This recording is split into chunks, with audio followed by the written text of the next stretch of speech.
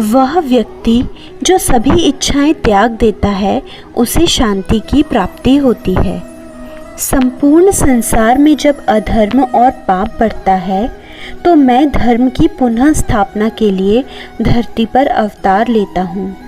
जैसे अंधेरे में प्रकाश की ज्योति जगमगाती है, ठीक उसी प्रकार से सत्य की चमक भी कभी फीकी नहीं पड़ती। इसलिए व्यक्ति को सदैव सत्य बोलना चाहिए। मैं सभी प्राणियों के हृदय में विद्यमान हूँ। जो व्यक्ति मृत्यु के दौरान मेरा नाम लेता है वह सदैव मेरे ही धाम को प्राप्त होता है। ऐसा कुछ भी नहीं, चेतन या अचेतन, जो मेरे बिना अस्तित्व में रह सकता हो। परिवर्तन ही इस संपूर्ण संसार का नियम है। इसलिए व्यक्ति को कभी अपने वर्तमान पर घमंड नहीं करना चाहिए।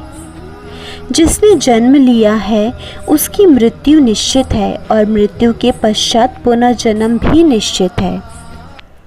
मनुष्य का संपूर्ण शरीर 5 तत्वों से मिलकर बना है: अग्नि, जल, वायु, आकाश और पृथ्वी।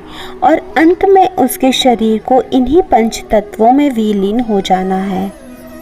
व्यक्ति को अपने आप को सदैव ईश्वर को समर्पित कर देना चाहिए, तभी वह दुखों, चिंता और परेशानियों से मुक्त रह सकता है।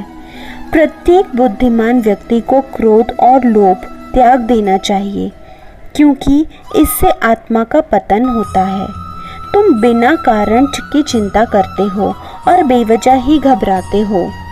तुम तो आत्मा हो जिसे ना तो कोई मार सकता है और ना ही जला सकता है। यही जीवन की सच्चाई है जिसे प्रत्येक व्यक्ति को जानना चाहिए।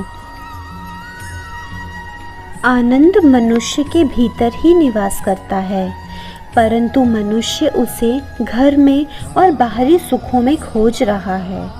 श्री कृष्ण कहते हैं कि भगवान उपासना केवल शरीर से ही नहीं बल्कि मन से भी करनी चाहिए। भगवान का वंदन उन्हें प्रेम बंधन में बांधता है।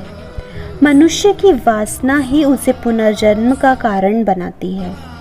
इंद्रियों के अधीन होने से मनुष्य के जीवन में विकार और परेशानियां आती हैं। संयम यानी धैर्य, सदाचार, स्नेह और सेवा जैसे गुण सत्संग के बिना नहीं आते हैं। श्री कृष्ण कहते हैं कि मनुष्य को वस्त्र बदलने की आवश्यकता नहीं है, आवश्यकता है हृदय परिवर्तन की। भगवान ने जिसे संपत्ति दी है उसे गाय अवश्य रखनी चाहिए। जुआ, मदिरापान, पर स्त्रीगमन, हिंसा, असत्य, मद, आसक्ति और निर्दयता, इन सब में कलयुग का वास है। अधिकारी शिष्य को सद्गुरु अवश्य मिलता है। श्री कृष्ण कहते हैं कि मनुष्य को अपने मन को बार बार समझाना चाहिए कि ईश्वर के सिवाय उसका कोई नहीं है।